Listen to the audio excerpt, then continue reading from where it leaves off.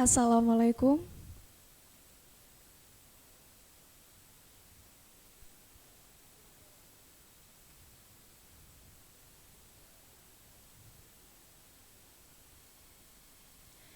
Assalamualaikum warahmatullahi wabarakatuh. Om Swastiastu, Namo Buddhaya, salam kebajikan dan salam sejahtera untuk kita semua. Salam agromedis. Yang kami hormati, Prof. Ermanto selaku Kepala LPMPP Universitas Jember, Dekan Fakultas Kesehatan di lingkungan Universitas Jember atau yang mewakili, seluruh dekan dan wakil dekan Fakultas Kedokteran Universitas Jember, pemateri dan tamu undangan Forum Bedah Buku hari ini, serta seluruh civitas akademika Fakultas Kedokteran Universitas Jember yang berbahagia. Saya, Alifia Zalika Azhara, selaku pembawa acara, mengucapkan selamat datang dalam acara Forum Bedah Buku Fakultas Kedokteran Universitas Jember, Inovasi Pembelajaran, Riset, dan Praktik Kedokteran dalam Transformasi Pendidikan Kedokteran. Sebelum melanjutkan acara, izinkan saya membacakan rangkaian kegiatan kita pada hari ini. Lagu kebangsaan, penyampaian sambutan, sesi 1, klinik infeksi dan hukum dalam praktik kedokteran, sesi 2, evidence-based innovations in agromedicine, ISOMA, sesi 3, keterampilan klinik dan kedokteran klinis. Bapak Ibu hadirin, memasuki agenda yang pertama, yakni lagu kebangsaan. Para hadirin kami mohon untuk berdiri.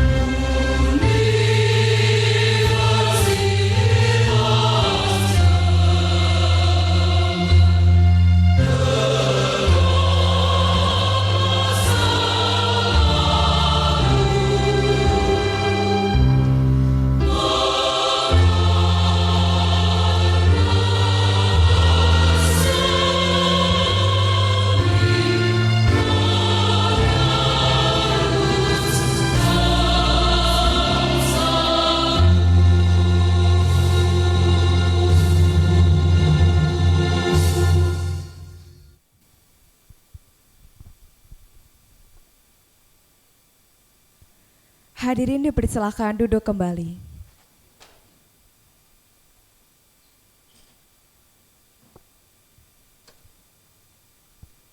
Agenda selanjutnya adalah sambutan-sambutan.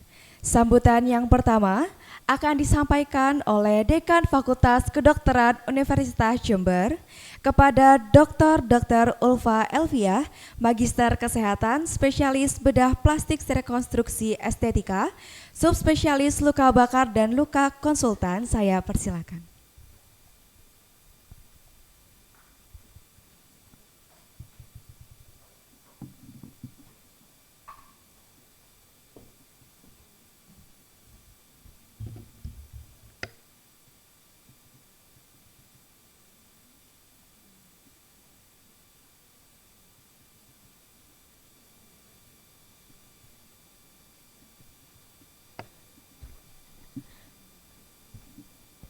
Bismillahirrahmanirrahim.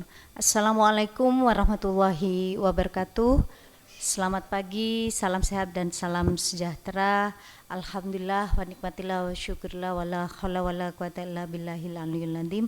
Allahumma shalli ala syadina Muhammad. Yang saya hormati Ketua LPMPP Profesor Dr. Ermanto Fahamsyah. Yang saya hormati Dekan Farmasi Prof. Ari. Yang saya hormati perwakilan dari Fakultas Keperawatan Ibu WD, yang saya hormati seluruh jajaran pimpinan di lingkungan Fakultas Kedokteran, dan yang saya hormati seluruh tamu undangan yang tidak bisa saya sebutkan satu persatu, dan pembicara pada pagi hari ini. Terima kasih semuanya telah menghadiri acara pada pagi hari ini. Pertama-tama mari kita semua mengucapkan puji syukur kehadirat Allah Subhanahu wa taala yang sudah memberikan rahmat dan hidayahnya kepada kita dalam kondisi sehat walafiat, tidak kurang satu apapun di acara yang menurut saya ini sangat penting. Seingat saya Fakultas Kedokteran pernah mengadakan bedah buku karena saya termasuk salah satunya. Saya lupa tahun berapa ya pada saat itu, dan hari ini sepertinya adalah kegiatan yang kedua kalinya Fakultas Kedokteran mengadakan acara bedah buku. Acara ini tidak lain adalah kami ingin dari Fakultas Kedokteran mempublikasikan bahwa banyak karya-karya ilmiah yang sudah dihasilkan oleh Civitas Akademika, dan menurut saya ini sebagai salah satu bentuk representasi dari komitmen kita semua untuk bisa mendorong pengembangan ilmu pengetahuan, memperluas perspektif kita, serta menghadirkan pemikiran-pemikiran baru yang inovatif untuk pengembangan pendidikan, khususnya pendidikan kedokteran. Bapak Ibu semuanya yang saya hormati, pagi hari ini hingga sore ada beberapa topik yang luar biasa yang akan kita sharing terkait dengan ilmu pengetahuan terbaru yang ditemukan oleh teman-teman. Dan buku-buku ini tidak hanya merupakan karya untuk buku ajar, tetapi juga merupakan salah satu temuan dari riset teman-teman. Dan saya mengucapkan terima kasih kepada Bapak Ketua LPMPP karena salah satu atau beberapa dari buku ini mendapatkan hibah dari lembaga beliau. Kehadiran beliau tidak lain saya undang, saya ini merayu begitu ya. Supaya tahun depan lebih banyak lagi hibah yang diberikan untuk dosen-dosen saya. Tepuk tangan dulu. Karena hanya dengan melalui hibah ini, iming-iming hibah ini, kita jadi semangat gitu menulisnya gitu. Walaupun mungkin dalam tanda kutip keuntungannya tidak banyak, tetapi ada kemudahan karena dengan dana tersebut kita bisa mudah untuk mencetaknya, kemudian melakukan inovasi-inovasi yang memang tentunya membutuhkan pendanaan begitu. Dan ini luar biasa, sudah beberapa tahun yang lalu memang Universitas Jember memberikan hibah untuk buku ajar ini. Kedepannya saya berharap bahwa Bapak Ibu semuanya makin bersemangat karena buku ajar ini walaupun saat ini sudah zamannya era digital, tetapi kewajiban kita untuk menulis itu merupakan suatu kewajiban, bukan fardu kifayah, tapi fardu ain. Jadi semuanya memiliki kewajiban, dan ini akan sangat membantu untuk mengenalkan keahlian kita, kemampuan kita, kompetensi kita kepada dunia nasional maupun internasional. Saya berharap ke depannya, karena kita sudah komitmen menjadi fakultas kedokteran yang terakreditasi internasional, berharap kedepannya akan lahir buku-buku yang tidak lagi mungkin berbahasa Indonesia tapi berbahasa Inggris, sehingga akan dibaca lebih banyak lagi oleh dunia pendidikan begitu ya, tidak hanya level nasional tetapi juga level internasional. Mungkin bisa kita mulai dari yang sederhana menulisnya begitu, yang nanti kemudian bisa kita kembangkan komprehensif dan bisa berkolaborasi. Maksud saya mengundang teman-teman Fakultas Kesehatan tidak lain juga adalah untuk menyemangati kita berkolaborasi dalam dunia kesehatan, karena dalam pemikiran saya untuk menjadi orang yang hebat kadang kita tidak bisa sendiri, tetapi kita memerlukan kerjasama, networking dengan yang sejenis keilmuannya, sehingga ini nanti bisa memudahkan kita untuk bersama-sama maju untuk dikenal di dunia internasional. Bapak Ibu sekalian yang saya hormati, saya berharap bahwa kegiatan ini nantinya akan terus memberikan inspirasi pada mahasiswa kita dan seluruh sivitas akademi untuk terus berkarya, menulis, dan menghasilkan inovasi yang berdampak. Semoga diskusi pada pagi hari ini bisa berjalan lancar, dan saya sebagai Dekan Fakultas Kedokteran sekali lagi mengucapkan terima kasih kehadiran dari Bapak Ibu semua yang mungkin kursinya belum penuh karena tadi hujan ya, saya dengar masih ada yang OTW begitu, dan saya juga mohon maaf apabila dalam pelaksanaan kegiatan ini ada hal-hal yang kurang berkenan. Saya mewakili Fakultas Kedokteran Universitas Jember, mohon maaf yang sebesar-besarnya. Akhir kata saya mengucapkan selamat mengikuti kegiatan acara bedah buku ini, semoga kegiatan ini memberikan manfaat yang sebesar-besarnya dan keberkahan bagi kita semua. Wassalamualaikum warahmatullahi wabarakatuh. Terima kasih Dr. Ulfa atas sambutan yang diberikan.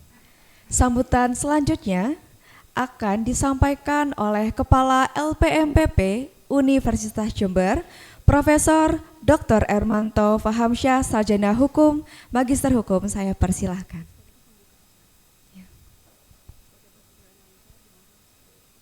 Kepada Bapak Profesor Dr. Ermanto sekaligus membuka acara pada pagi hari ini.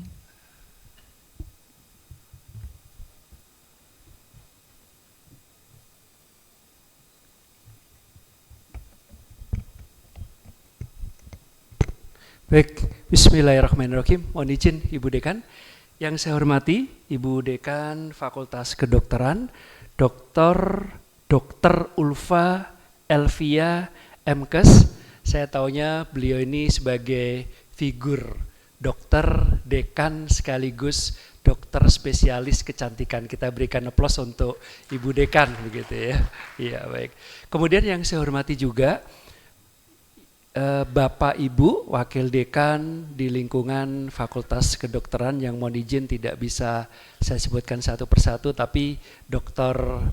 Rani ya selaku Wakil Dekan 1. Kemudian juga yang hadir di tengah kita sekalian Bapak Dekan Fakultas Farmasi Profesor Ari Satria.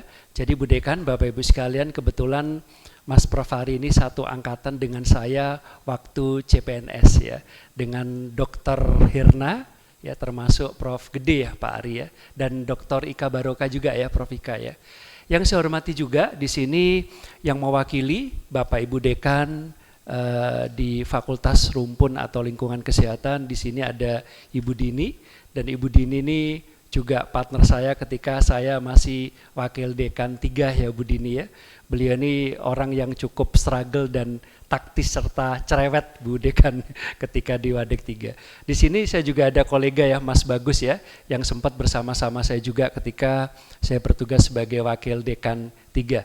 Serta yang saya hormati juga Bapak Ibu jajaran pimpinan serta Bapak Ibu dosen, khususnya penulis buku di lingkungan Fakultas Kedokteran Universitas Jember yang hadir pada pagi hari ini. Assalamualaikum warahmatullahi wabarakatuh. Selamat pagi, salam sejahtera untuk kita semua. Kami atas nama LPMPP tentu menyampaikan rasa hormat, rasa bangga dan terima kasih kepada Ibu Dekan Fakultas Kedokteran yang telah mengundang kami dalam acara Forum Bedah Buku Fakultas Kedokteran Universitas Jember. Subtitlenya Inovasi Pembelajaran, Riset dan Praktek Kedokteran dalam Transformasi Pendidikan Kedokteran. Kami dari LPMPP tentunya selaku lembaga yang diberikan tusi utama dalam terus menginisiasi, mengawal dan mengimplementasikan pengembangan mutu dan penjaminan mutu dan pengembangan pembelajaran di Universitas Jember tentu sangat menyambut baik dan mengapresiasi inisiasi, gagasan ataupun penyelenggaraan kegiatan pagi sampai dengan sore hari ini. Kita berikan aplaus sekali lagi. Ya. Tadi saya dengan Bu Dekan dan Prof. Ari tadi sempat menyampaikan, ini luar biasa Bu Dekan ya. Kalau melihat dari judul buku yang akan dibedah mulai pagi sampai dengan sore hari ini, saya melihat ini multi perspektif dan multi aspek. Dari sisi kedokteran ada, dari sisi hukum ada yang nantinya akan disampaikan oleh Dr. Afif. Kemudian dari sisi kesehatan masyarakat ada, termasuk dari sisi kecantikan ada. Nah ini Bu Dekan tadi menyampaikan juga buku yang akan dibegah adalah terkait dengan apa ya istilahnya efek ketika mengkonsumsi kopi ya Bu ya untuk mencerahkan kulit gitu ya. Saya tadi sama Prof. Ari ya udah Prof. Ari biar kita glowing seperti Bu Dekan mulai pagi hari ini sampai besok-besok kita harus mengkonsumsi kopi gitu ya. Mudah-mudahan tidak semakin gelap ya Bu Dekan ya gitu. Nah, yang berikutnya Bapak Ibu sekalian, kalau kami melihat ya tentunya saya pribadi ataupun kami selaku LPMPP tentunya terus berharap dan terus mendukung serta mendorong agar kita semua sebagai insan sivitas akademika khususnya yang berprofesi sebagai dosen begitu ya, terus ya mempunyai suatu inisiasi ya, dorongan ya, atau inovasi-inovasi untuk menuangkan ide, gagasan, pikiran ya, perspektif kita dalam suatu karya tulis khususnya dalam bentuk buku. Tadi Bu Dekan menyampaikan memang dalam era digital ini ada kalanya buku yang dicetak itu apa ya, dianggap kurang kekinian gitu ya Dokter Bagus ya. Tetapi tidak. Nah, ini kebetulan kami laporkan Bu Dekan. Itu ada ya Pak Yudi Latif, mantan kepala BPIP ya. Beliau insya Allah pada hari Rabu depan tanggal 3 Desember 2025 akan hadir juga di Universitas Jember ya untuk membedah buku beliau yang setebal 700 halaman dan itu dalam bentuk hard copy.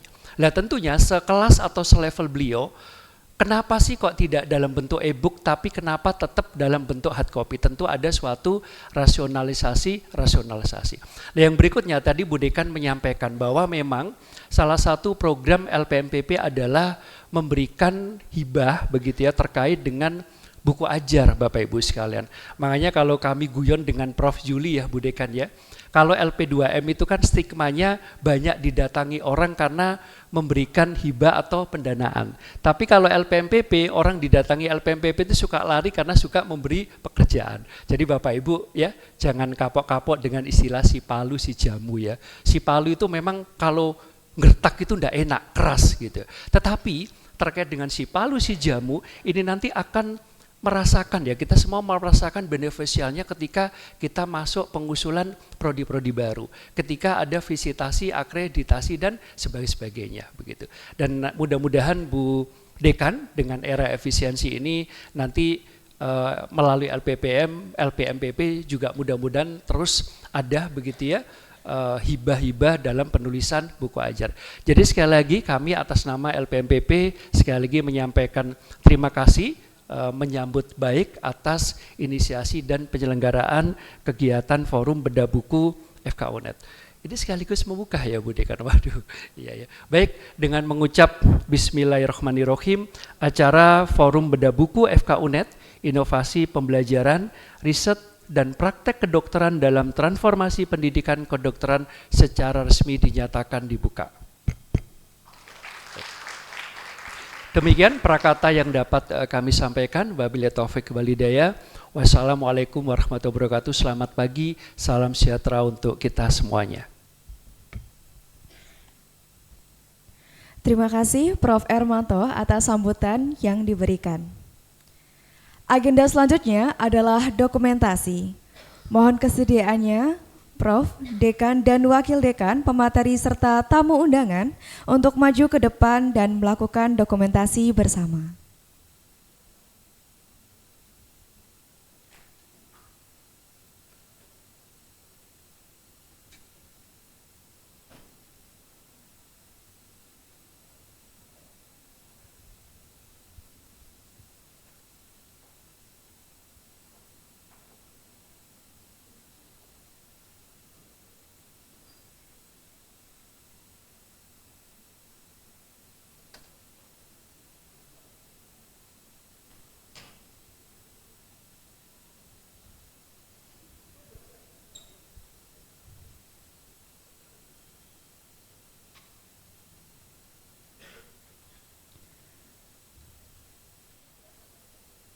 Baik, dokumentasi akan saya pandu dalam 3, 2, 1.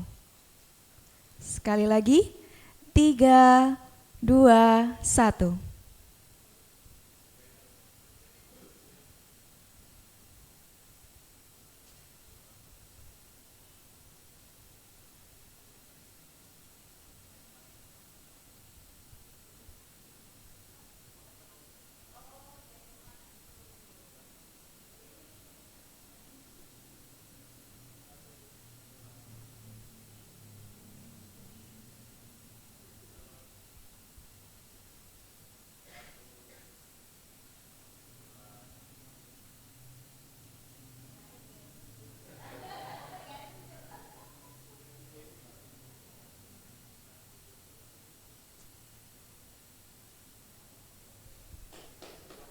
Baik, pemateri dan peserta dipersilakan duduk kembali.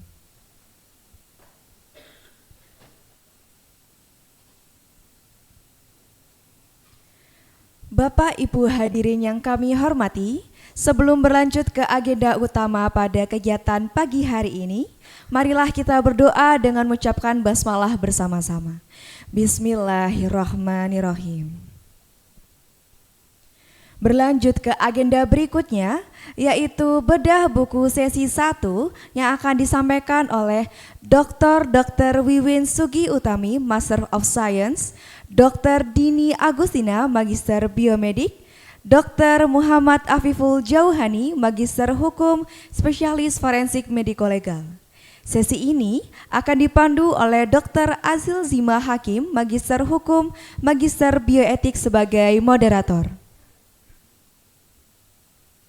Baik, tanpa menunggu lebih lama lagi, kepada Dr. Hakim dipersilakan.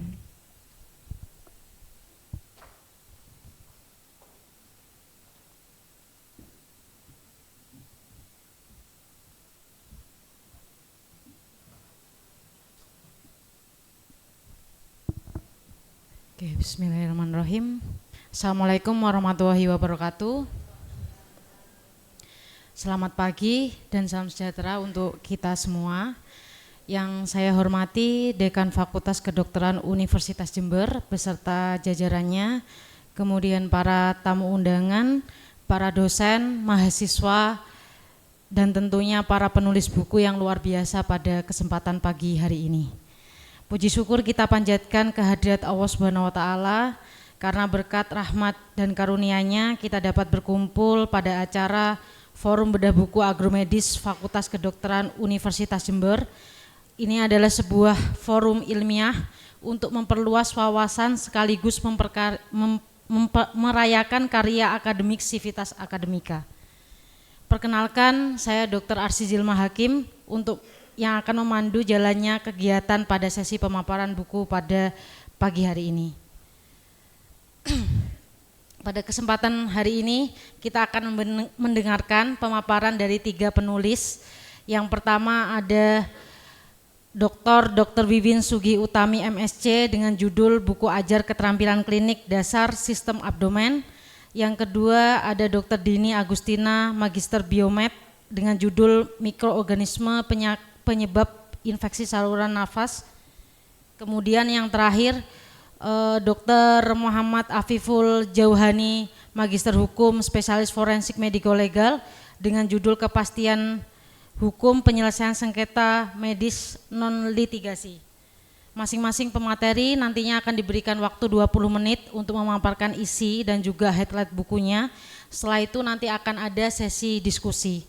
Tidak akan berlama-lama, untuk mempersingkat waktu saya persilahkan Dr. Vivin Sugi Utami MSc untuk memaparkan buku dengan judul Buku Ajar Keterampilan Klinik Dasar Sistem Abdomen. Waktu dan tempat saya persilahkan dokter. 20 menit gitu, Dok.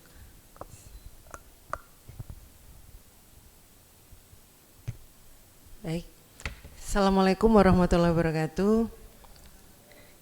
Yang saya hormati Bu Dekan Fakultas Kedokteran Universitas Jember, yang saya hormati Kepala LPMPP Prof. Hermanto, Prof. Ari selaku Dekan Farmasi, Bu Dini selaku Wadek Keperawatan, Bapak Ibu Wakil Dekan Fakultas Kedokteran, teman-teman dosen, teman-teman penulis buku, dan hadirin yang telah berkenan hadir pada acara forum ilmiah pada pagi hari ini. Terima kasih atas kesempatan yang telah diberikan pada kami selaku penulis buku ajar Keterampilan Klinik Dasar Sistem Abdomen, Urogenital, dan Reproduksi. Buku ajar ini kita buat pada tahun 2024 yang kemarin.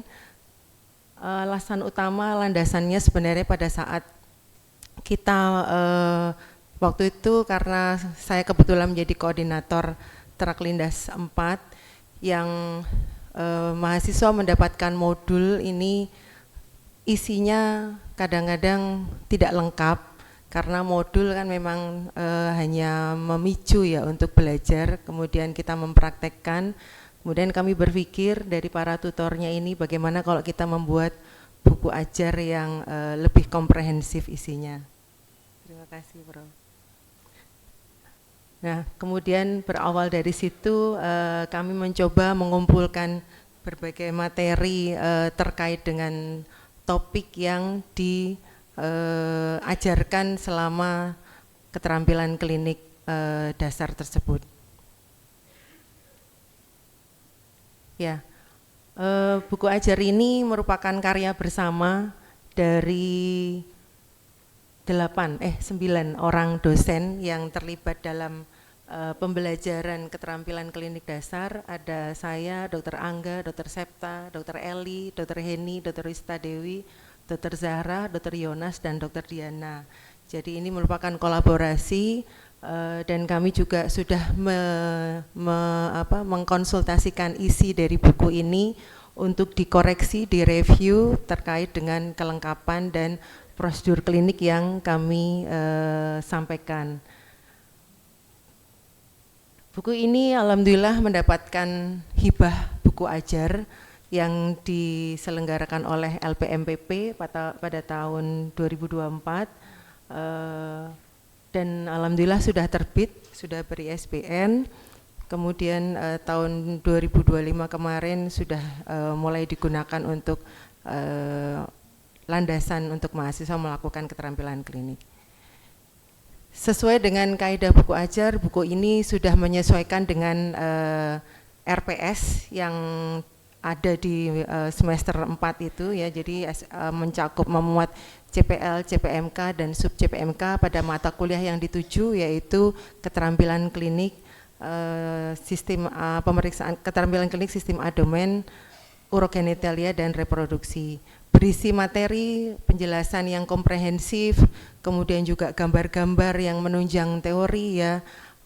Untuk buku ini kami memproduksi sendiri foto-fotonya, jadi sebagian besar foto yang kami gunakan dalam buku ini adalah real setting yang ada di Fakultas Kedokteran, jadi tidak mengambil gambar dari internet. Kemudian ada latihan soal yang juga nanti akan mengasah clinical reasoning dari adik-adik mahasiswa, juga bahan diskusi kasus yang sering mengangkat kondisi-kondisi yang sering ditemukan di lapangan. Juga kami masukkan juga checklist pemeriksaan untuk memastikan kompetensi minimal yang dicapai oleh mahasiswa. Nah, semua materi ini insya Allah pendekatannya sesuai dengan kurikulum agromedis yang menekankan pada problem based learning dengan konteks kesehatan masyarakat agraris yang menjadi ciri khas dari Fakultas Kedokteran Universitas Jember. Kompetensi yang diajarkan dalam buku ini ada 7. Jadi yang pertama adalah keterampilan anamnesis, yang kedua adalah pemeriksaan sistem abdomen, kemudian pemeriksaan sistem urogenitalia, kemudian ada prosedur medis, ya, pemasangan NGT, kateter, dan swab uretra, pemeriksaan obstetrik ginekologi, persalinan normal, dan prosedur pemasangan AKDR. Kompetensi ini diajarkan dalam Terak Lindas 4 di semester 4. Nah, untuk kompetensi yang pertama yaitu keterampilan anamnesis, di sini di dalam buku ini kita menjabarkan secara lengkap, ya. Jadi proses penegakan diagnosis yang sistematis, terstruktur dan komunikatif.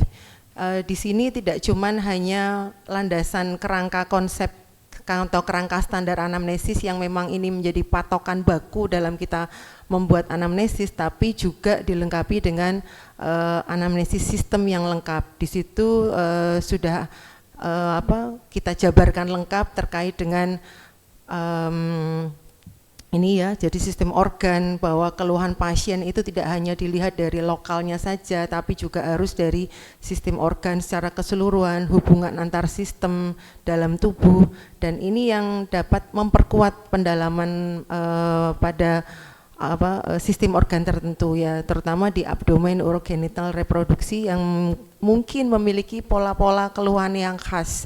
Yang ini nanti kadang-kadang mahasiswa pada saat anamnesis ini kadang-kadang terjadi blocking, apa yang harus ditanyakan lagi. Nah, pada anamnesis sistem ini banyak kasus yang kita contohkan dalam buku ini dan mempunyai karakteristik tertentu sehingga men-guidance mahasiswa untuk bisa lebih mengarah diagnosisnya.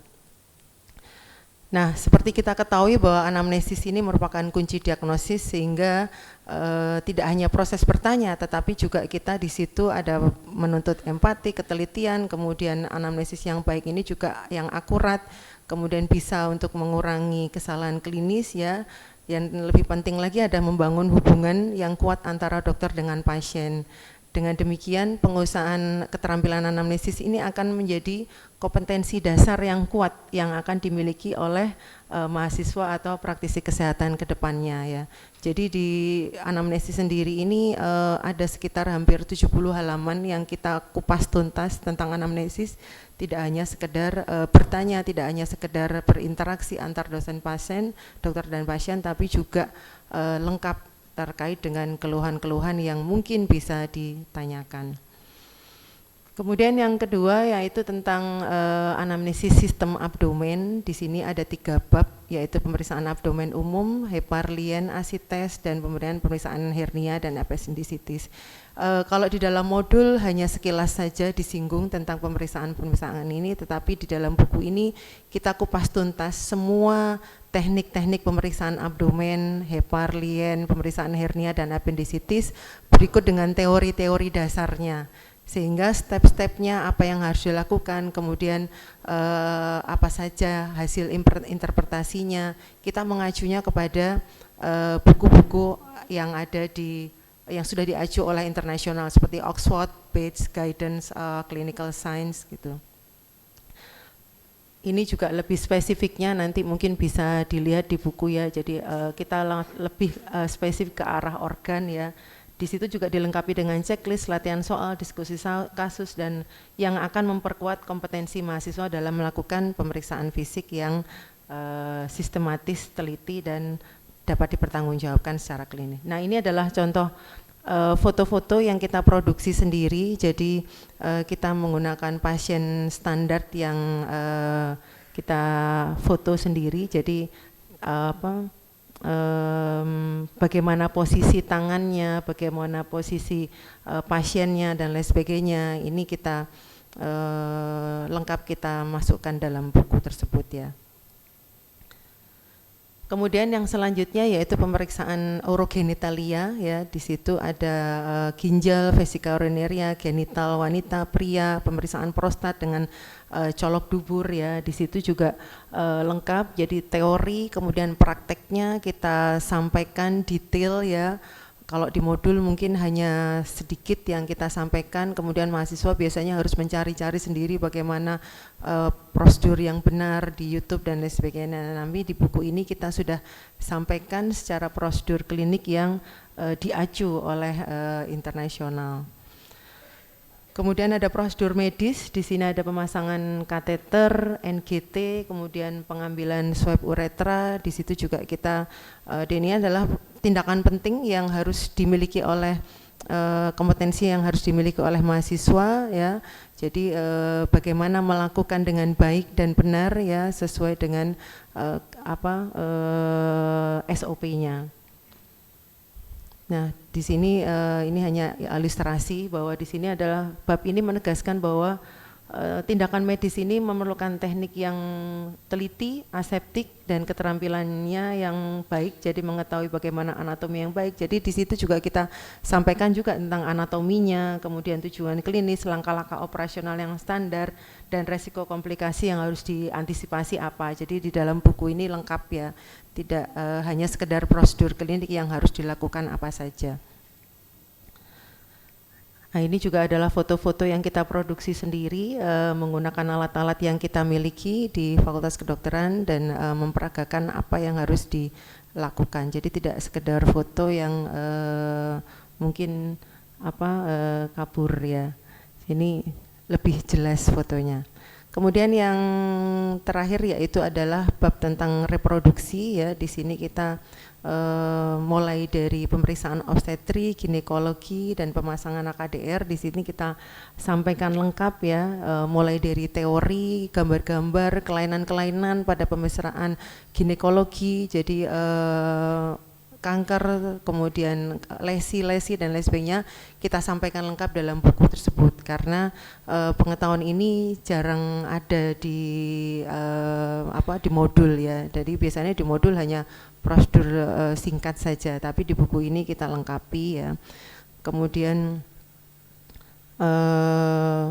asuhan persalinan normal juga kita masukkan dalam buku ini. Jadi bagaimana menolong persalinan ya, mulai dari kala 1, kala 2, kala 3 dan pasca persalinan. Kemudian sampai kalau misalkan ada, kita juga di situ ada tentang mempelajari partograf ya. Jadi jarang ya untuk yang partograf, di situ kita ajarkan. Kemudian sampai pada persalinan, bagaimana pasca persalinan penanganannya. Kemudian untuk pemasangan dan pencabutan AKDR juga kita lengkapi, termasuk pemilihan bagaimana jenis-jenis AKDR-nya, indikasi, kontraindikasi, dan mekanisme kerjanya bagaimana, dan menekankan pentingnya edukasi pasca pemasangan AKDR. Di situ kita juga lengkapi sehingga tidak hanya prosedur klinis saja, tapi juga dengan edukasi yang wajib diberikan setelah pemasangan. Ini adalah gambar-gambar yang kita produksi juga. Jadi ada pemeriksaan ANC, pemeriksaan obstetri, ginekologi dan partograf. Nah, keterampilan ini selaras dengan pola yang kita pelajari di lingkup agromedis ya. Misalkan palpasi, hepar, lien dan lain sebagainya. Ini biasanya pada penyakit-penyakit saluran cerna pada populasi petani ya, identifikasi organ yang terdampak toksin misalkan ya, atau hepatomegali akibat infeksi parasit, apendisitis akibat infeksi bakteri. Jadi di situ kita sampaikan dalam contoh-contoh soal. Kemudian ada rectal tuse untuk mendeteksi kanker prostat misalkan yang prevalensinya biasanya meningkat pada populasi petani. Kemudian ada swab uretra untuk mendiagnosis IMS ya, biasanya nanti kita settingkan pada populasi agromedis biasanya di dalam lotian soal tersebut. Kemudian ada pemaksaan NGT, kateter, mengelola kehamilan di daerah dengan akses fasilitas terbatas, bagaimana mengelola persalinan, memberikan edukasi kontrasepsi sesuai dengan kebutuhan. Nah, ini semua melatih mahasiswa FK UNED untuk menghadapi kasus-kasus nyata yang ada di area agraris. Nah, kesesuaian ini kita sampaikan dalam kesimpulan di belakang, yaitu bahwa buku ini mengajarkan keterampilan klinis yang langsung berkaitan dengan penyakit dan kondisi khas dari masyarakat agraris. Kemudian juga melatih mahasiswa menjadi dokter yang mampu memberikan pelayanan dasar, promotif, preventif, dan kuratif di wilayah pedesaan. Juga menumbuhkan kemampuan klinis, empati, dan etika yang diperlukan untuk menghadapi tantangan kesehatan di lingkungan agraris. Dan satu hal yang penting, bahwa buku ini juga menjadikan pondasi penting untuk membekali mahasiswa FK UNED dalam menghadapi kebutuhan kesehatan berbasis pertanian. Ya, saya kira demikian yang bisa saya sampaikan terkait dengan buku ajar kami. Terima kasih atas perhatiannya. Assalamualaikum warahmatullahi wabarakatuh.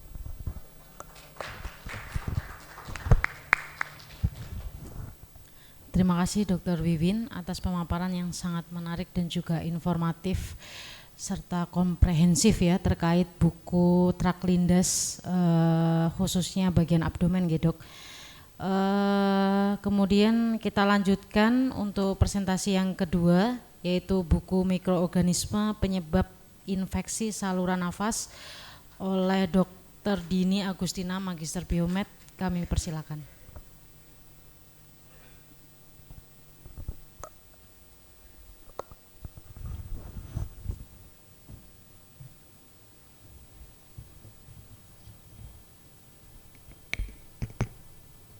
Oke, izinkan saya membuka materi hari ini dengan sedikit berpantun ya. Ke pasar beli ikan teri, pulangnya lewat Jenggawa. Kita bahas mikrobiologi hari ini, semoga yang sedang batuk sembuh seketika. Amin. Oke, bismillahirrahmanirrahim. Assalamualaikum warahmatullahi wabarakatuh. Yang terhormat pimpinan, segenap pimpinan Fakultas Kedokteran, kemudian perwakilan dari fakultas-fakultas kesehatan di seluruh UNED, kemudian perwakilan dari LPMPP. Hari ini saya mewakili teman-teman saya di lab mikrobiologi akan memaparkan buku kami yang berjudul Mikrobiologi Mikroorganisme Penyebab Saluran Nafas, penyebab infeksi pada saluran nafas. Nah, buku ini merupakan kerja kolaboratif dari staf di lab kami. Jadi baik dosen maupun laboran ini terlibat dalam pembuatan buku ini, dan juga ada tim-tim dari adik-adik mahasiswa yang juga membantu dari sisi editor gitu. Jadi sangat komprehensif, dan buku ini berisi tentang semua bakteri-bakteri, virus maupun jamur yang menyebabkan infeksi pada saluran nafas manusia. Selanjutnya, buku ini juga merupakan luaran dari keris atau kelompok riset dari lab mikrobiologi, dan juga telah berhasil atau lolos mendapatkan hibah dari LPMPP, hibah buku ajar di tahun 2024. Dan ini orang-orang yang terlibat, orang-orang yang luar biasa terlibat dalam pembuatan buku ini. Kemudian kenapa buku ini dibuat gitu ya. Jadi infeksi saluran nafas itu merupakan masalah yang global gitu ya. Semua tahu, semua pernah, dan saya yakin semua pernah. Mungkin saat ini juga ada beberapa dari rekan-rekan atau undangan sekalian yang sedang mengalami gitu ya, infeksi saluran nafas. Slide berikutnya. Nah ini dan istilahnya seperti ini, penyakit ini banyak diderita, kemudian gejalanya mirip-mirip, tapi pelakunya bermacam-macam gitu. Jadi untuk mendiagnosis kemudian untuk memberikan terapi itu sangat sulit sekali. Kemudian yang berikutnya sehingga buku ini dibuat untuk memberikan suatu ringkasan yang aplikatif bagi para pembacanya, terutama mahasiswa kedokteran, karena memang tipe dari buku ini itu adalah buku ajar. Jadi berdasarkan semua yang CPL dan CPMK yang ada di mata kuliah, yaitu blok 7 atau respirasi. Kemudian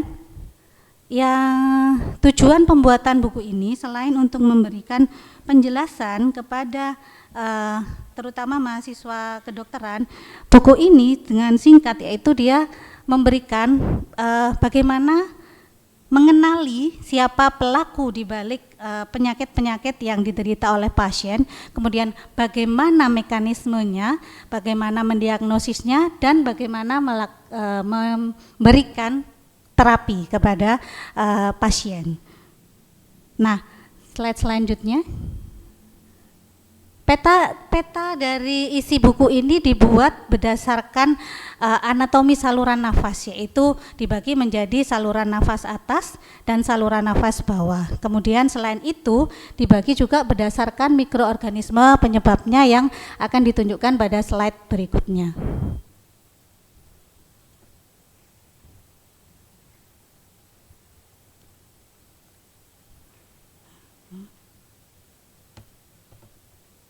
Nah ini jadi seperti kita ketahui untuk di Fakultas Kedokteran Universitas Jember di bagian mikrobiologi itu pembagian untuk mikroorganisme adalah bakteri, virus, dan jamur. Tapi ada beberapa institusi lain itu jamur masuk dalam bagian parasitologi. Untuk di sini masuk dalam mikrobiologi. Nah untuk bakteri, virus, dan jamur ini berbeda dari yang pertama dari sisi tipenya. Jadi yang satu bakteri itu uniseluler, kemudian yang virus itu dia aseluler, dan yang jamur itu termasuk multiseluler atau eukariot. Nah, berdasarkan tadi anatomi saluran nafas dan pembagian dari mikroorganisme, di buku ini dibagi menjadi 6 bab. Jadi 5 bab membahas khusus tentang mikroorganismenya, kemudian 1 bab terakhir adalah membahas tentang teknik pemeriksaan laboratorium untuk mengidentifikasi bakteri-bakteri atau mikroorganisme yang menyebabkan penyakit tersebut. Jadi yang pertama adalah bakteri saluran nafas atas, kemudian yang kedua saluran nafas virus yang menyebabkan infeksi saluran nafas atas, selanjutnya saluran nafas bawah dari bakteri, virus, dan jamur. Nah, untuk yang bab pertama itu bakteri-bakteri yang menyebabkan infeksi pada saluran nafas atas. Jadi bakteri-bakteri ini meskipun sebenarnya banyak sekali, tapi 5 bakteri yang tersebut di atas itu adalah 5 penyebab utama infeksi saluran nafas atas, tetapi juga ada bakteri yang tersebut di atas itu juga menyebabkan infeksi pada saluran nafas bawah. Contohnya Streptococcus pneumoniae, juga Haemophilus influenza. Jadi 2 bakteri teratas yaitu Streptococcus pyogen dan Streptococcus pneumoniae ini sama bakteri gram positif ya, bentuknya bulat.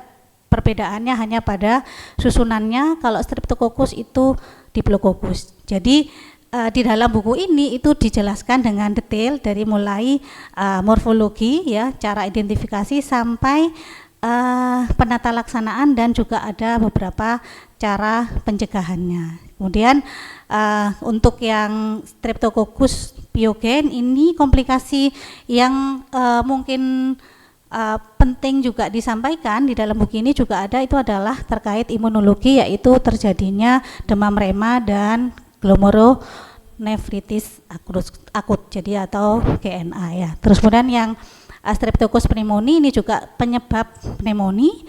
Kemudian yang Haemophilus ini juga ada yang strain yang menyebabkan meningitis. Kemudian Moraxella dan Yang kelima ini mungkin sudah banyak didengar, yaitu menyebabkan difteri. Nah, ini untuk bakteri-bakteri yang saluran penyebab infeksi saluran nafas atas. Kemudian bab kedua itu sama, masih di saluran nafas atas tapi lebih terkait virus. Jadi virus di sini rhinovirus, coronavirus, adenovirus, dan influenza. Jadi untuk rhinovirus ini mungkin yang kita kenal sebagai common cold atau nanti rinitis, pilek buntu gitu ya. Itu di nomor 1 yang rhinovirus ini keluarganya picornavirus. Jadi virus yang ukurannya piko, kecil sekali. Nah, yang kedua coronavirus ini kenal banget ya. Jadi tahun 2020 menyebabkan pandemi ya. COVID-19, kemudian yang adenovirus dan influenza. Nah, influenza ini yang menyebabkan pandemi yang sebelum-sebelumnya itu ada SARS, ada MERS dan lain sebagainya. Nah, bab ketiganya masuk ke saluran nafas bawah. Dari bakteri penyebab saluran nafas penyebab infeksi saluran nafas bawah itu lebih banyak lagi daripada saluran nafas atas gitu. Dan jika sudah memasuki saluran nafas bawah itu menjadi lebih serius lagi, jadi dan menjadi lebih susah untuk ditangani. Contoh saja TB, Mycobacterium tuberculosis ya, ini menjadi fenomena gunung es dan penularannya juga sangat tepat ya, karena cepat sekali karena airborne ya, jadi dalam udara yang bebas itu bisa terbawa. Kemudian salah dua sepertinya ya dari bakteri ini yaitu Klebsiella pneumoniae dan Streptococcus pneumoniae itu menjadi fokus penelitian di lab kami, sehingga di buku ajar ini juga terintegrasi dengan hasil-hasil penelitian yang sudah kami lakukan sejak tahun 2018 ya. Selanjutnya bab keempat itu saluran nafas bawah, penyakit infeksi saluran nafas bawah yang disebabkan oleh virus. Ada parainfluenza, RSV, adenovirus dan influenza yang sudah dibahas di saluran nafas atas atau di bab 2 sebelumnya. Nah, yang parainfluenza dan RSV ini keluarga paramyxovirus, sama-sama virus RNA dengan penyebab influenza. Di bab kelima dalam buku ini khusus membahas tentang infeksi jamur, terutama yang sistemik, karena infeksi oleh jamur ini biasanya terjangkit pada orang-orang dengan imunokompromis, jadi orang-orang dengan kekebalan tubuh yang rendah. Dan ini ditampilkan sekaligus morfologinya dari jamur melalui pewarnaan melalui KUH maupun pewarnaan LPCB, jadi tampak kelihatan sangat jelas. Nah, yang bab terakhir memang di buku ini ditambahkan tentang teknik pemeriksaan diagnosis. Jadi pemeriksaan utama apa yang dilakukan.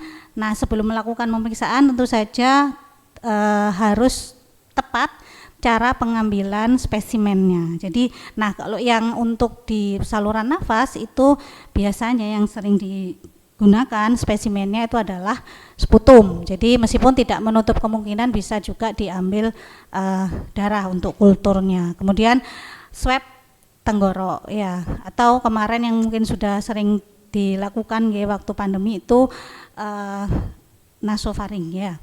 Nah, yang kemudian pemeriksaan mikroskopis. Nah, pemeriksaan mikroskopis ini salah satunya pemeriksaan yang paling sederhana yang di daerah terpencil pun bisa dikerjakan, itu adalah pemeriksaan dengan pewarnaan gram. Jadi kita bisa memisahkan gram positif dan gram negatif sehingga untuk melakukan atau menentukan pilihan antibiotik bisa lebih terarah. Kemudian selanjutnya kultur. Nah, kultur ini menjadi gold standar karena semua infeksi disebabkan oleh agen, maka gold standarnya adalah ditemukannya agen itu, jadi dengan kultur. Kemudian bisa juga dikombinasi dengan tes biokimia, dan yang terkini itu bisa dengan biomolekuler atau PCR ya, cuman itu memerlukan biaya yang tinggi gitu. Kemudian di buku ini juga ditampilkan gambaran alur diagnosis laboratorium seperti pemilihan sampel, identifikasi awal dan sebagainya. Nah, ini ada gambaran contoh algoritma identifikasi dari sebuah spesimen gitu. Nanti ini akan dilakukan mana nanti yang tereksklud berdasarkan pemeriksaan spesifik maupun uji biokimia. Kemudian ada juga ditampilkan salah satunya prosedur pewarnaan gram yang tadi sudah saya sampaikan, dia bisa memisahkan antara sifat bakteri yang gram positif dan gram negatif. Selanjutnya dalam buku ini juga setiap bab itu disediakan rangkuman. Jadi apa saja yang sudah dijelaskan di depan itu setiap organismenya itu dirangkum. Jadi mulai dari morfologinya sampai terapinya itu ada rangkumannya jelas di situ. Kemudian dalam buku ini juga disediakan latihan soal. Jadi latihan soal untuk men-trigger adik-adik mampu menganalisis. Jadi soal-soalnya memang dibuat yang typical reasoning, bukan yang recall. Jadi harus berpikir 2-3 kali untuk bisa menjawab. Kemudian yang di buku ini juga ada contoh bahan diskusi. Jadi ditampilkan sebuah skenario, kemudian di bawahnya diberikan pertanyaan-pertanyaan yang dijadikan bahan diskusi untuk mahasiswa. Nah, buku ini juga setelah diajukan HAKI dan sudah keluar sertifikatnya pada tahun 2025. Ini tim kami, jadi dari lab mikrobiologi dan juga teman-teman kami dari mahasiswa. Ini kayaknya ada yang datang ya mahasiswanya. Terima kasih. Mohon maaf jika ada yang kurang berkenan. Ubur-ubur ikan lele. Sudah ya Le. Terima kasih. Ya, terima kasih Dr. Dini atas paparannya. Selanjutnya yang ketiga yaitu Dr. Afiful Jawahani, Magister Hukum, Spesialis Forensik Mediko Legal dengan judul Kepastian Hukum, Penyelesaian Sengketa Medis Non-Litigasi. Waktu dan tempat kami persilakan.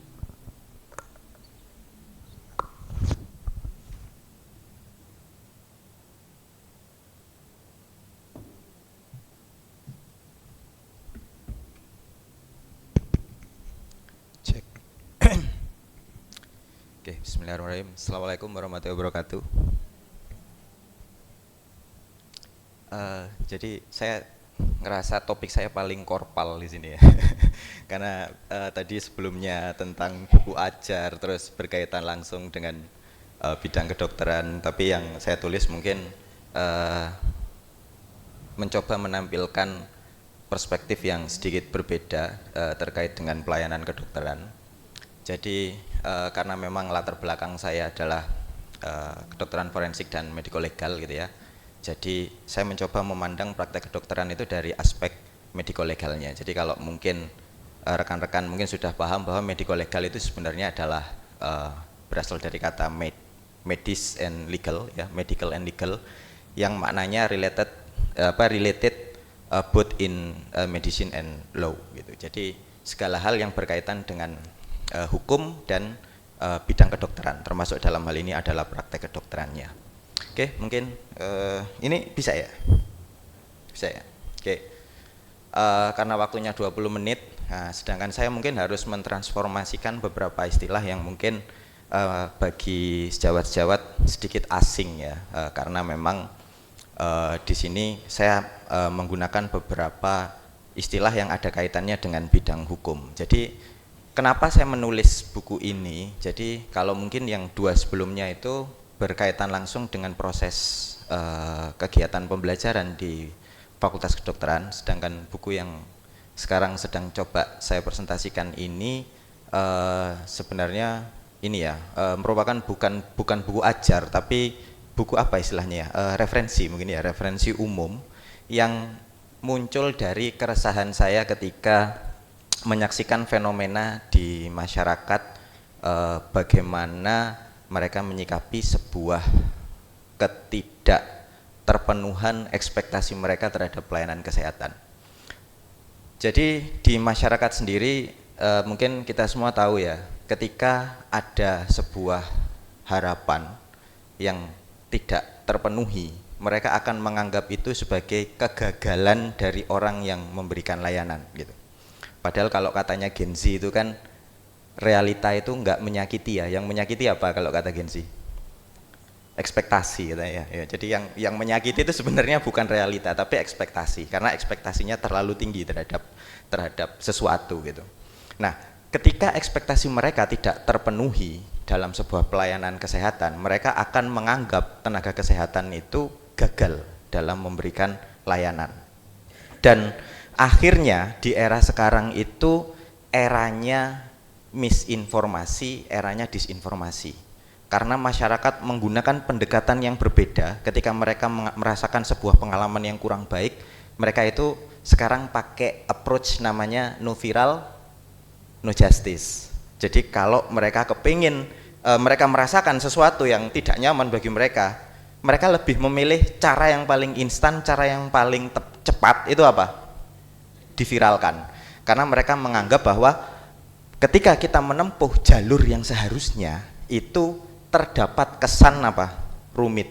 Kesan ya, kesan rumit gitu. Jadi daripada ribet, rekam aja, diviralkan, nanti semua orang akan ikut-ikutan apa? Menghakimi gitu ya. Walaupun kalau kata anak sekarang endingnya akan berakhir di klarifikasi gitu ya. Nah, mungkin di pemberitaan juga sejawat semua pernah membaca bahwa kasus sengketa medis itu artinya sengketa medis di sini adalah sengketa antara baik itu pasien dengan dokter maupun pasien dengan fasilitas pelayanan kesehatan, itu semakin meningkat. Padahal pada prakteknya mungkin kita semua tidak berharap punya pengalaman untuk berurusan di pengadilan, tapi karena saya sebagai seorang dokter forensik, ya saya harus menjalankan tugas dan fungsi saya, salah satunya nanti terlibat dalam sebuah proses pemeriksaan di pengadilan. Proses di pengadilan itu selalu apa? Kesan yang didapatkan. Satu, relatif mahal. Kenapa? Karena harus meng-hire lawyer, dan itu pun nanti ketika kita meng-hire lawyer, ya kita memberi kuasa saja sudah sekian, nanti kita harus biaya transport untuk dan akomodasi setiap sesi persidangan. Padahal sedangkan biaya sesi persidangan sendiri itu tidak yang langsung selesai dalam kurun waktu tertentu, tapi bisa beberapa bulan gitu ya, persidangan itu bisa selesai. Sehingga harapannya pemerintah pun sekarang itu sedang menggalakkan istilah yang namanya restoratif justice atau keadilan restoratif. Jadi upaya penegakan keadilan itu justru bukan hanya bagaimana menghukum pelaku, tapi memulihkan keadaan. Memulihkan keadaan menjadi keadaan yang menyerupai keadaan sebelum mereka menghadapi suatu masalah. Nah, sengketa medik di dalam realitanya ini hampir selalu kesan yang didapatkan oleh masyarakat kan begini ya. Ketika peristiwa A diikuti peristiwa B, maka gimana? Selalu peristiwa A itu dianggap apa? Penyebabnya peristiwa B. Itu kan kita tanpa menyadari itu kita punya pola pikir yang seperti itu. Makanya sempat ketika mungkin sejawat semua ingat masa-masa vaksin COVID. Ketika seseorang setelah disuntik vaksin terus meninggal, asumsi yang beredar di khalayak bagaimana? Habis divaksin meninggal. Padahal sebenarnya kan peristiwa A yang diikuti peristiwa B tidak selalu peristiwa A-nya yang menyebabkan peristiwa B. Perlu penelusuran yang lebih saintifik tentunya seharusnya. Tapi ya kita terbiasa cepat untuk menghakimi. Bahkan dalam kehidupan sehari-hari mungkin saya sering melihat teman-teman ya, ketika layar laptopnya itu rada bureng, digepuk kok terang, apa yang dilakukan? Ketika bureng lagi, digepuk lagi. Ketika bureng lagi, digepuk lagi ya gitu ya. Jadi dianiaya terus laptopnya ya. Karena dia berpikir bahwa itu yang bikin layarnya terang gitu. Tapi mereka tidak berpikir sebenarnya kenapa layar laptop saya ini jadi bureng dan bagaimana saya harus mengatasi supaya enggak bureng lagi. Dan seringkali di sini peran media dan opini publik itu terkesan memperkeruh keadaan. Ketika sebuah persoalan dibawa ke ranah publik, komentarnya lazimnya sifatnya bagaimana? Provokatif. Sehingga ketika ada seorang pasien terus berkonflik dengan dokter, terus di-upload ke sosmed, komennya pasti yang disalahin dokternya. Iya, jangan-jangan kamu pakai asuransi ini ya? Ya, di situ itu memang begitu. Banyak sekali, padahal setelah ditelusur belum tentu yang memberikan komentar itu pernah mendapatkan pelayanan di fasilitas pelayanan kesehatan tersebut. Jadi mereka hanya cenderung seneng aja gitu kalau mau memperkeruh keadaan. Terus ketimpangan pengetahuan antara pasien dengan tenaga medis.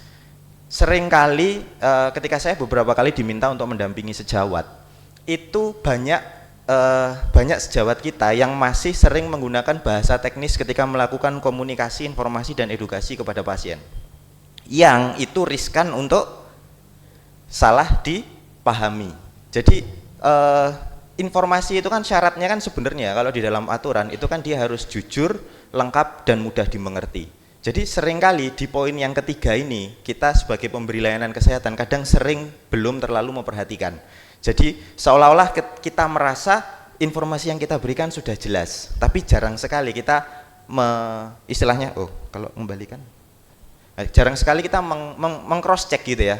Apakah perspektif atau persepsi yang mereka terima itu sudah sesuai dengan tujuan kita untuk menyampaikan itu. Makanya di sini menjadi sebuah kebutuhan, menjadi sebuah urgensi, mekanisme penyelesaian sengketa antara pasien dengan dokter, antara pasien dengan fasilitas pelayanan kesehatan itu yang lebih proporsional dibandingkan hanya penyelesaian yang sifatnya litigatif. Nah, hanya saja ketika beberapa kali kami mencoba menyelesaikan suatu persoalan sengketa itu secara kekeluargaan, itu muncul keresahan dari pihak. Keresahannya apa? Kira-kira dengan pendekatan ini, itu saya mendapatkan sebuah kepastian hukum atau tidak? Jangan-jangan nanti setelah ini selesai, nanti bisa di blow up lagi, nanti bisa jadi masalah lagi. Padahal sebenarnya ketika kita bicara hukum, menurut Gustav, itu kan tujuan hukum itu kan ada 3, keadilan, kemanfaatan, sama kepastian. Nah makanya di sini saya mencoba mencari sebuah pendekatan normatif, bagaimana nantinya sebuah penyelesaian sengketa yang sifatnya non litigatif. Jadi penyelesaian sengketa non litigatif itu penyelesaian sengketa di luar pengadilan itu bisa memiliki sebuah kepastian hukum. Karena kepastian hukum itu kan sebenarnya ada 8 ya, hukum itu dikatakan pasti. Jadi aturannya ada, disosialisasikan, mudah dimengerti, tidak berubah-ubah, bisa bisa dilaksanakan. Pokok total itu ada 8 asasnya menurut Lon Fuller. Dan sehingga nantinya harapannya sebuah norma ini bisa menjadi landasan yang relevan ketika kita sedang mengkonstruksi bingkai aturan main antara pemberi layanan dengan penerima layanan. Ya, jadi kepastian hukum dalam pelayanan kesehatan kita harus pahami konsep dasarnya dulu. Di dalam hukum itu ada tiga sub ya, yang besar itu ada namanya hukum pidana, ada namanya hukum perdata, ada namanya hukum administratif. Dan nanti proses peradilannya pun berbeda. Pidana nanti di peradilan pidana, perdata nanti di peradilan perdata, sedangkan administratif nanti ya di peradilan administratif. Biasanya Anda kalau pernah dengar ada namanya TUN, PTUN, penghasilan penghasilan. Pengadilan Tata Usaha Negara ya. Ini pikirannya udah penghasilan terus ya. Pengadilan Tata Usaha Negara. Nah, pidana jalurnya itu ketika seseorang melakukan kejahatan terhadap masyarakat atau terhadap negara. Makanya yang menegakkan hukum itu adalah APH, aparat penegak hukum. Melalui proses di kepolisian, yaitu proses penyelidikan, penyidikan, kemudian ketika nanti dianggap memenuhi, berkas akan dilimpahkan ke kejaksaan, akan dilanjutkan dengan yang namanya dakwaan. Ketika sudah didakwa, maka terdakwa ini akan diperiksa oleh hakim di dalam proses persidangan. Nah, sedangkan perdata itu adalah gugatan, biasanya bermula dari gugatan. Ketika seseorang itu dianggap melakukan sebuah perbuatan melawan hukum atau tidak terpenuhinya sebuah komitmen atau janji yang menimbulkan kerugian bagi pihak lainnya.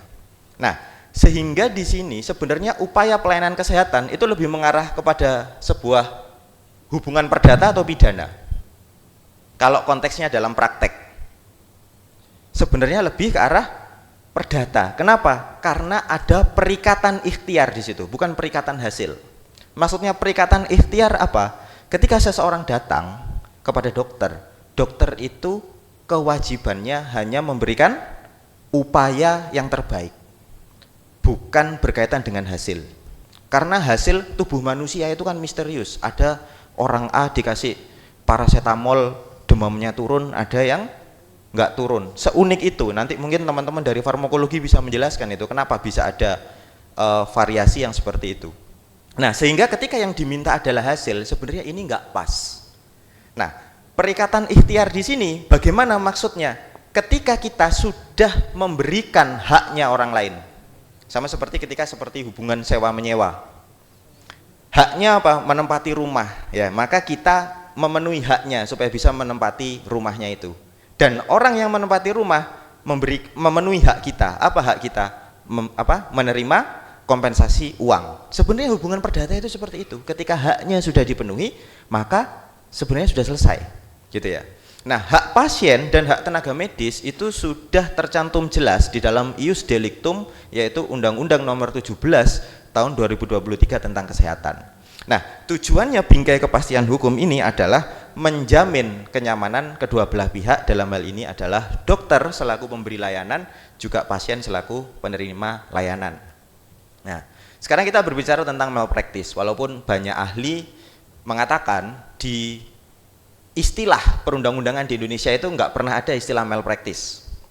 Nah, yang ada adalah kelalaian. Walaupun nanti banyak orang berdiskusi malpraktis itu sama nggak dengan kelalaian. Wah, semua menjelaskan secara terminologis. Tapi ketika saya bertanya kepada beberapa ahli gitu ya, mereka mengatakan begini, Prof, apa bedanya sebenarnya malpraktek dengan kelalaian medis? Nah, itu sebenarnya seperti kamu membedakan soccer sama football gitu. Jadi kadang ya istilah yang berlaku di suatu tempat dengan tempat lain itu bisa tidak sama, tapi sebenarnya pengejawantahannya sama gitu. Nah, jadi kelalaian itu seseorang dikatakan lalai ketika apa? Kewajiban itu tidak dilakukan. Jadi kewajiban kita itu diatur dalam standar. Di dalam peraturan disiplin standarnya ada 3, yaitu standar prosedur operasional, standar pelayanan, dan standar profesi. Dan bentuk kelalaian itu ada malfeasance, misfeasance, dan non-feasance, ya. Unsur dari kelalaian itu ada duty, dereliction of duty, damage, dan derecausation, sehingga tidak semua komplikasi itu adalah kelalaian. Nah, maka dari konsep ini sebenarnya penyebab utama sengketa medis itu seringkali bukanlah problem terkait pemberian terapinya, tapi nomor satu adalah kurangnya komunikasi. Bahkan di Lancet itu pernah ada risetnya ya, mayoritas orang yang menggugat dokter itu sebenarnya karena informasi yang diberikan itu tidak sesuai gitu. Dan kemudian perbedaan persepsi tentang hasil dari pelayanan kesehatan. Dan yang ketiga di era yang sekarang yang paling rame ya hoax, sama bagaimana media itu menciptakan sebuah persepsi gitu ya. Makanya sekarang paling mudah kalau mau mempengaruhi Gen Z, pengaruhi saja media. Biasanya Gen Z itu akan mudah ikut ketika media itu mengatakan A, pasti mayoritas akan mengatakan A. Sehingga di sini ada kesenjangan harapan. Ketika pasien itu harapannya hasilnya sembuh, sedangkan dokter manapun itu tidak bisa menjanjikan yang namanya kesembuhan. Sehingga di sini sengketa medis ini menjadi sebuah hal yang kompleks. Kenapa? Karena aspeknya teknis. Aspek teknis itu pembuktiannya pasti akan sulit, baik secara pidana maupun secara perdata. Secara pidana biasanya ketika pihak pasien ini merasa sulit ya untuk membuktikan. Jadi kenapa kebanyakan pasien itu lapor polisi ketika mengalami ketidaknyamanan? Ya karena mereka berpikir dengan lapor polisi itu mereka tidak perlu sulit-sulit mendalilkan untuk kemudian membuktikan. Kenapa? Cukup buat laporan, nanti polisilah yang akan melakukan penyelidikan dan penyidikan gitu. Nah, padahal di dalam nanti penyelesaiannya pasti akan butuh yang namanya ahli untuk menilai ada nggak dugaan kelalaian itu. Dan proses litigasi itu akan menjadi sebuah proses yang panjang. Mungkin yang punya pengalaman berperkara di pengadilan itu nanti bisa memberi testimoni ya. Dan seringkali hasilnya bisa memuaskan, bisa tidak memuaskan. Bahkan yang paling dikhawatirkan oleh pemberi layanan adalah kriminalisasi terhadap pemberi layanan kesehatan yang nantinya bisa berujung pada sebuah tindakan yang namanya defensive medicine. Ya, di Indonesia ada beberapa mekanisme yang sebenarnya sudah berjalan tentang penyelesaian sengketa medis. Yang sudah berjalan paling lama itu ada namanya MKEK. Jadi kebetulan kita di ID Jember beberapa kali ketika petugas kepolisian itu mendapatkan aduan atau laporan yang dimana pihak terlapor atau teradunya ini adalah dokter, itu biasanya mereka akan bersurat kepada MKEK supaya MKEK mengkaji dulu ada nggak kode etik yang dilanggar. Kenapa? Ketika kode etik itu tidak dilanggar, sejatinya sebenarnya orang itu tidak akan melanggar hukum. Kenapa? Melanggar kode etik saja belum tentu melanggar hukum. Nah, ketika seseorang melanggar hukum, pasti melanggar kode etik. Karena kode etik kita itu dibuat sudah semulia itu. Ya, bahkan sampai papan nama saja diatur gitu ya. Nah, sehingga harapannya nanti ketika MKEK ini sudah mengatakan tidak ada pelanggaran etik, maka kemungkinan seseorang itu melanggar hukum dia tidak ada. Nah, ini yang lagi rame. Jadi semenjak Undang-Undang 17 tahun 2023 berlaku, itu kan semua undang-undang terkait kesehatan itu kan dijadiin satu. Kalau dulu kita tahu itu praktek kedokteran diatur dalam undang-undang tersendiri, Undang-Undang 29 tahun 2004. Keperawatan diatur sendiri, kebidanan diatur sendiri, rumah sakit diatur sendiri.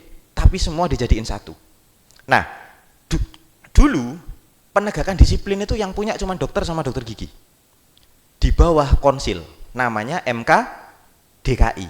Tapi sekarang MKDKI itu perannya sudah digantikan dengan yang namanya Majelis Disiplin Profesi, yang dia nanti ruang lingkup kerjanya tidak hanya kepada tenaga medis saja, tapi seluruh SDMK.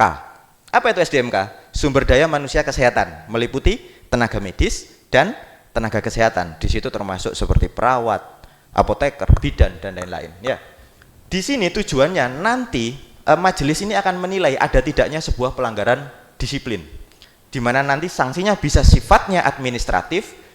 Dan mereka juga memiliki tusi itu tugas dan fungsi untuk menilai terlebih dahulu ketika seorang sumber daya manusia kesehatan ini dianggap melakukan tindak pidana atau ada persoalan gugatan perdata, mereka akan menilai dulu layak tidaknya persoalan itu dilanjutkan dalam proses penyidikan atau dalam persidangan perdata. 1 menit lagi, Dokter. Oke, siap. Nah, keunggulannya dengan profesi, yaitu tadi kita tidak menggunakan opini umum, tapi yang dinilai adalah compliance atau kepatuhan terhadap standar.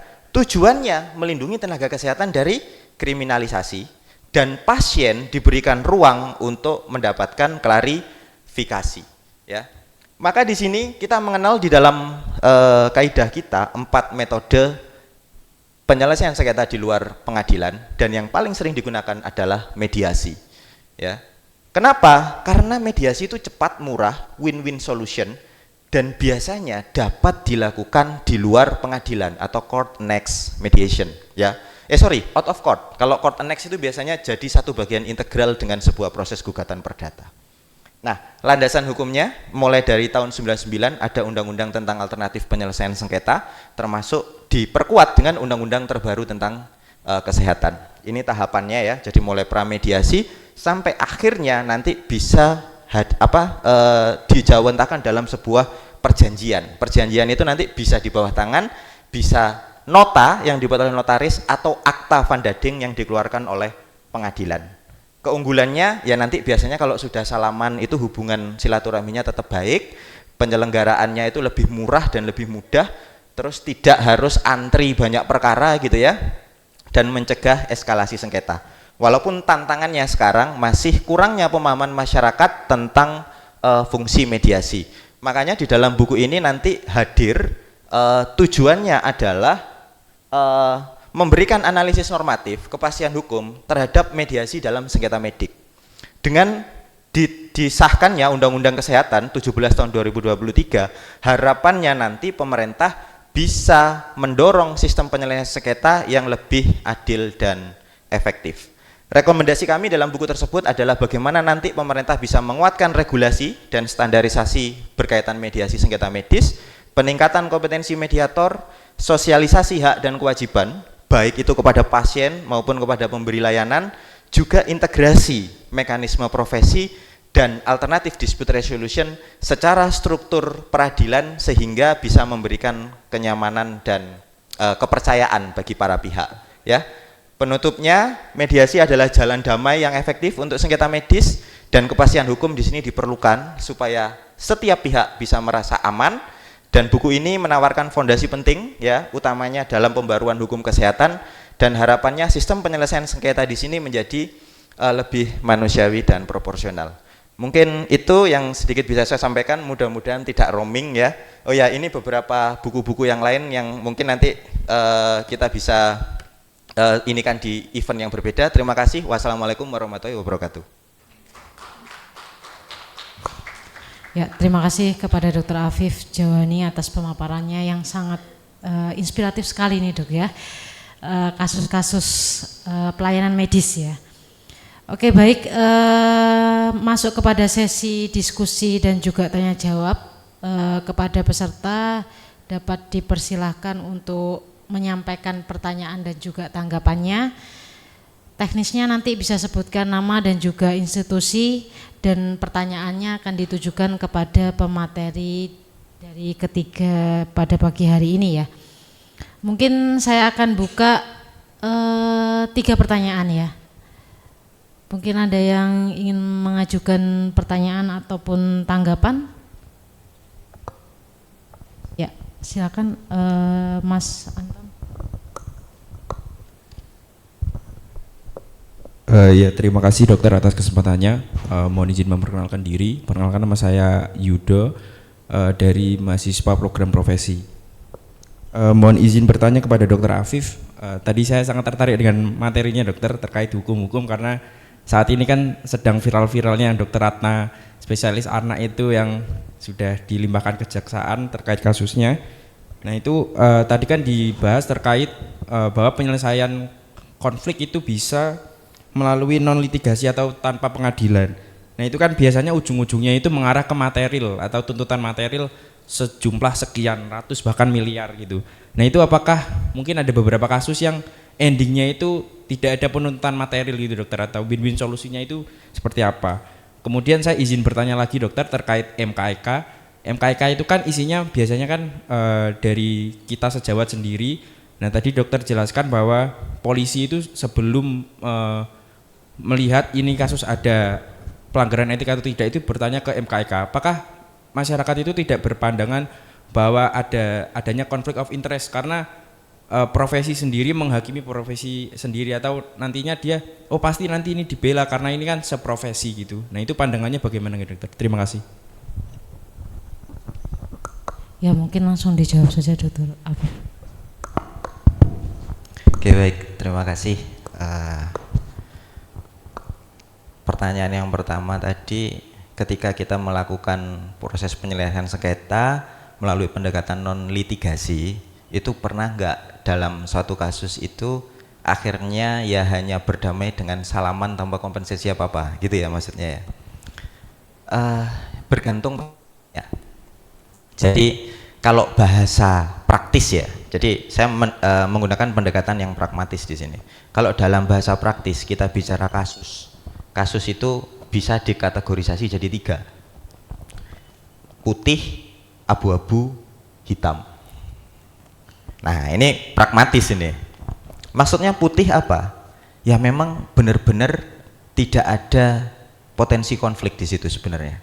Karena biasanya hanya miskomunikasi, mispersepsi, rasa ketidaknyamanan. Karena kalau beberapa kali saya kebetulan mendampingi sebuah proses penyelesaian sengketa itu, kadang malah itu yang jadi sumber atau akar persoalan itu malah kadang menurut kita itu sangat-sangat di luar nurul gitu kalau katanya bahasa anak sekarang. Kadang kan mungkin beberapa kali pernah saya singgung ya, ketika kita mungkin dari awal sudah tidak simpati ke orang, kira-kira gimana? Yang dilakukan semuanya bisa aja salah kan di mata kita. Oh ini lama sekali, oh ternyata kenapa dokternya main HP sendiri, paling sering kan itu pasti mulanya.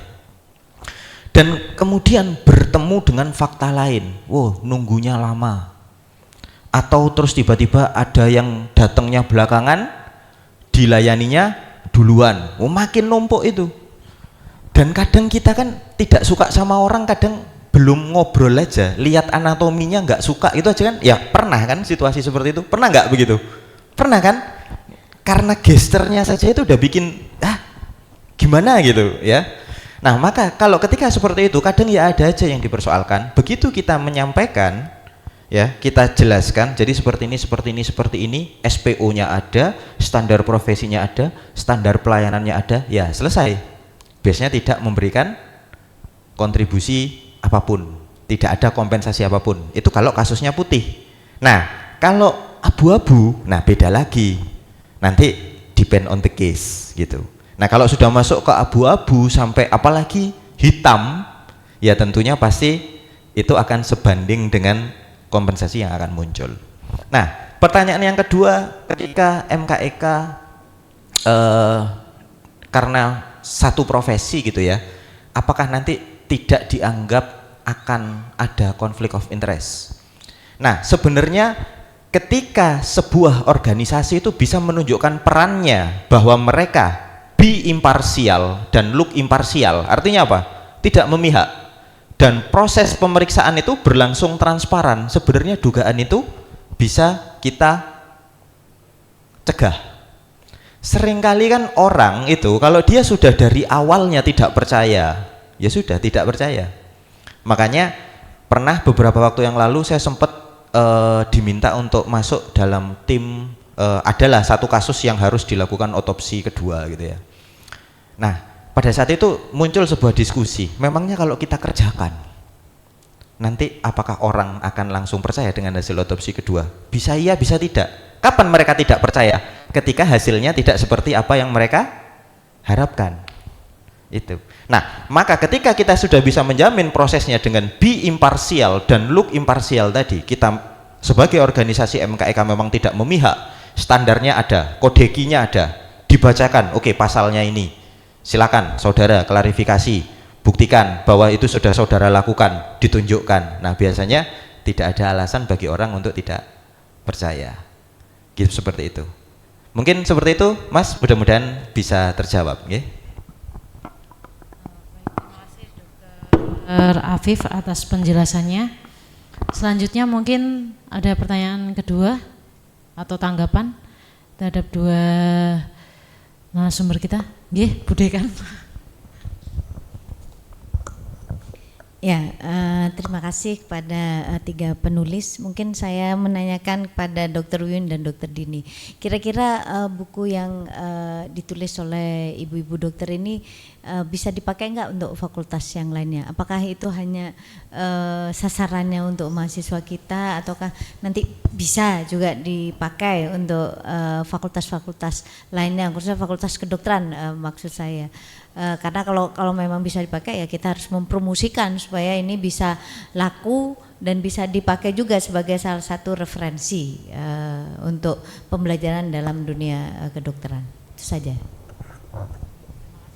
Dokter Ulfa, monggo Dokter Wiwin dulu mungkin. Oke, terima kasih.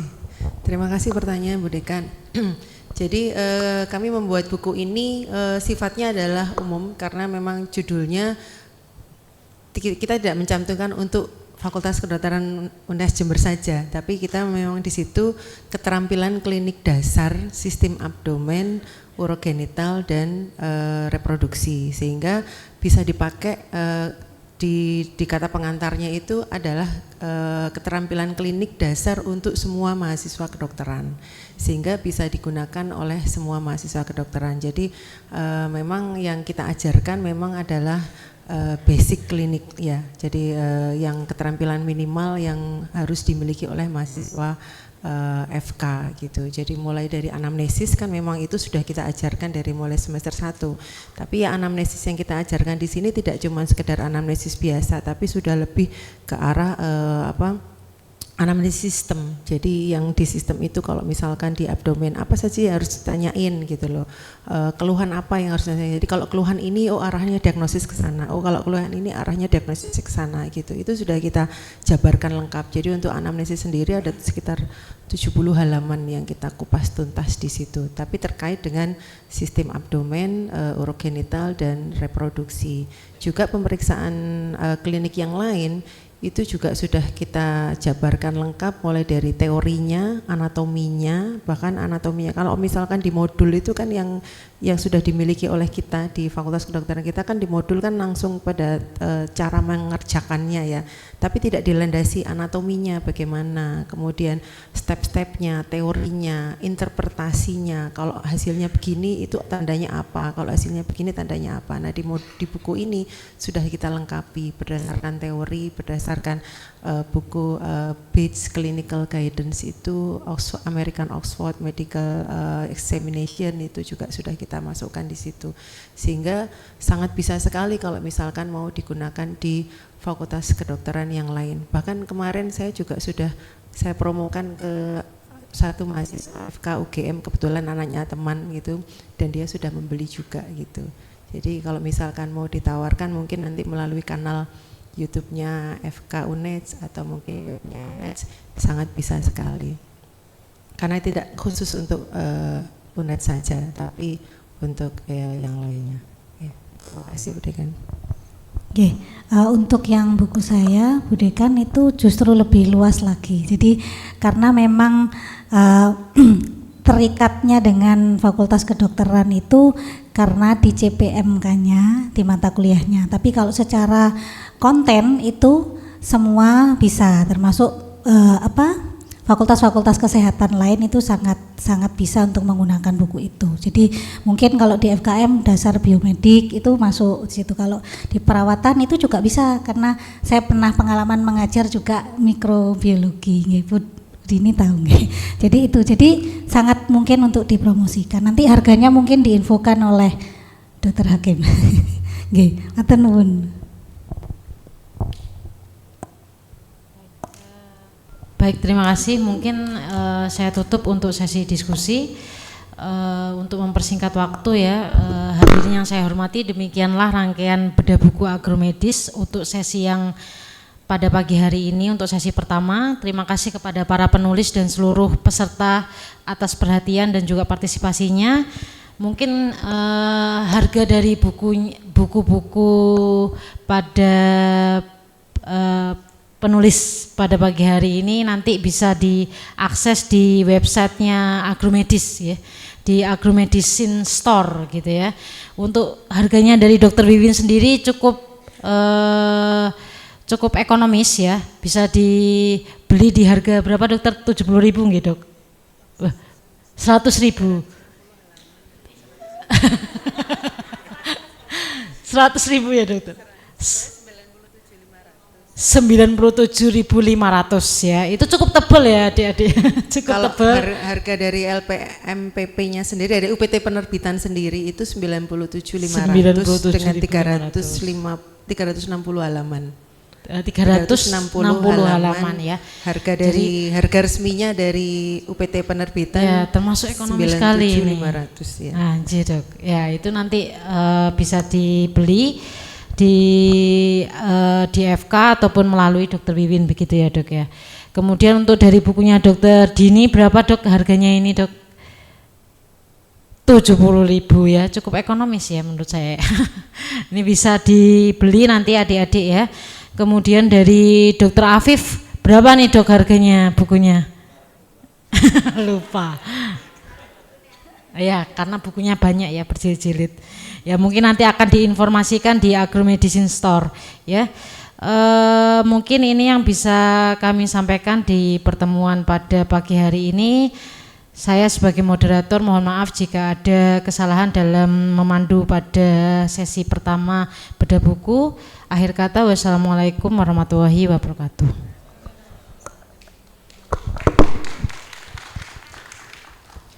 Terima kasih banyak kepada Dr. Wiwin, Dr. Dini, dan Dr. Afif atas materi yang telah disampaikan serta Dr. Hakim selaku moderator.